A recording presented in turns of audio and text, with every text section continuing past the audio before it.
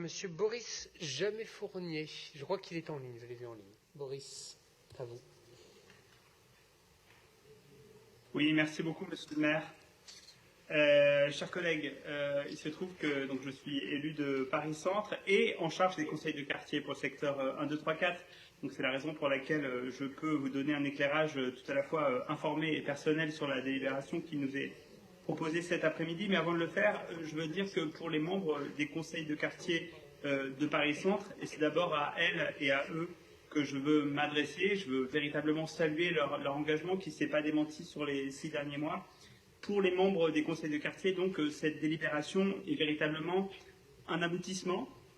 C'est aussi bien sûr la perspective de nouvelles années de travail en commun et de réalisation au bénéfice de nous toutes et nous tous, usagères et usagers de Paris-Centre. Et donc vous faites partie, chers collègues, puisque l'hôtel de ville est à Paris-Centre. Les nouveaux périmètres des conseils de quartier qui nous sont présentés dans ce texte, et d'ailleurs vous les voyez derrière moi, c'est plus plaisant que je vois, ce que je vois dans le fond de certains collègues de Changer Paris.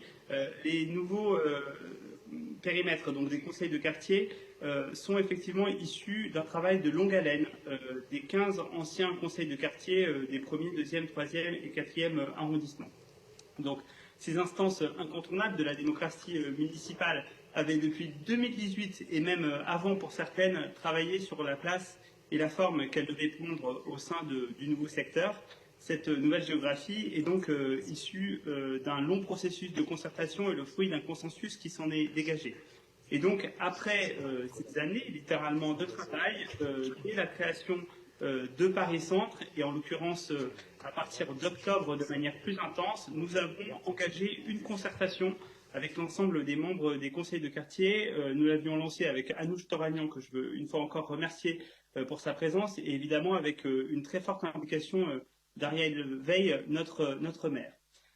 Sur les périmètres, je passe sur la nature de l'organisation de ces conseils de quartier qui, contrairement à ce qu'a dit l'oratrice précédente, sont évidemment décisionnaires, ne serait-ce que de leur budget de fonctionnement et d'investissement, et bien sûr activement associés à la vie locale. Sur le périmètre des conseils de quartier, la révision du nombre de conseils de quartier vise à améliorer leur représentativité et à leur donner un poids démographique supérieur. Et d'ailleurs, c'est aujourd'hui, avec le texte qui est proposé, un poids comparable à ce qui est fait dans d'autres arrondissements parisiens, environ un conseil de quartier pour 25 000 habitantes et habitants. Ces nouveaux périmètres permettent aussi de s'affranchir des limites des 4 arrondissements anciens que nous avions auparavant et permettent vraiment de se projeter à l'échelle de Paris-Centre. Donc ce découpage, il n'est pas du tout le fruit du hasard, il s'appuie donc sur un travail de plusieurs mois, sur des considérations qui sont géographiques, qui sont historiques, qui sont urbanistiques, qui sont socio-économiques, et vise notamment, par exemple, à rassembler des ensembles urbains voisins avec des caractéristiques communes. Je pense aux plateaux piétonniers, aux aires piétonnes au centre, au cœur de notre secteur, Halles, Beaubourg, Montorgueil.